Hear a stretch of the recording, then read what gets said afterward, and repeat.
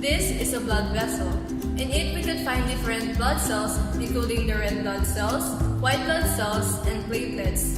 These cells do a great amount of work inside our body, including the transportation of oxygen and nutrients. Have you ever wondered how blood cells are made? Let's find out.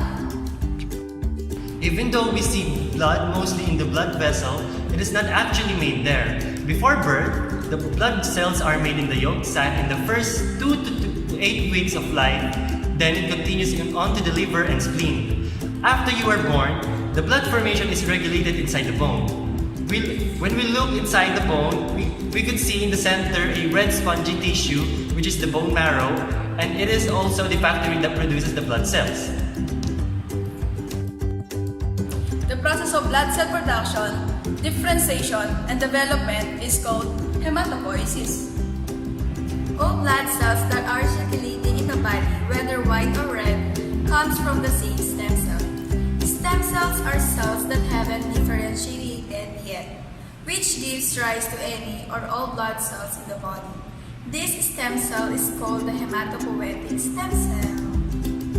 The hematopoietic stem cell can differentiate into common lymphoid progenitor cell or common myeloid progenitor cell. The common myeloid progenitor cell will further divide into 4 things: proerythroblast, myeloblasts, monoblast, and megakaryoblast. The common lymphoid progenitor cells give rise to the T and B lymphocytes. Proerythroblast gives rise to red blood cells called erythrocytes. Cytes are cells, blasts are big cells that will form a small cell. The myeloblast will produce promyelocytes and differentiate into 3 types: the neutrophilic, basophilic, and eosinophilic myelocyte. Each of them will change into neutrophilic, basophilic, and eosinophilic metamyelocytes, then into the cell neutrophilic, basophilic, and eosinophil. If you will look closely, these cells have granules, therefore they are called granulocytes. The monoblast will change into promonoblasts and into monocytes, in which there are no granules. The megakaryoblast therefore forms into promegakaryocyte. Megakaryocyte then turns into fragments called platelets. And that is hematopoiesis, the blood cell formation. Now let's go on to the cell abnormalities. The differentiation of normal from abnormal blood cell is important because it could be a mean of diagnosis for a certain disease. Blood cells could vary in size, shape, and color.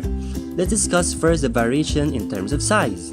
The general term used in hematology to denote an increased variation in cell size is anisocytosis.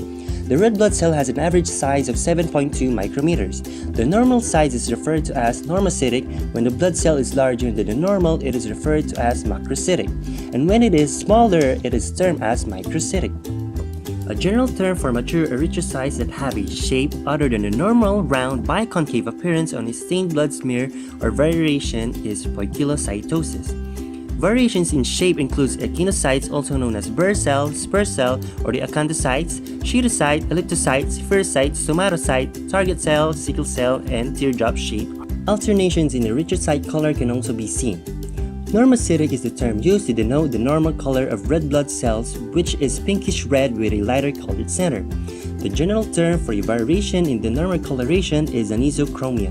A more specific term, hyperchromia is more commonly used when light-colored center exceeds 1/3 of the cell's diameter. That's all for today. Thanks for watching.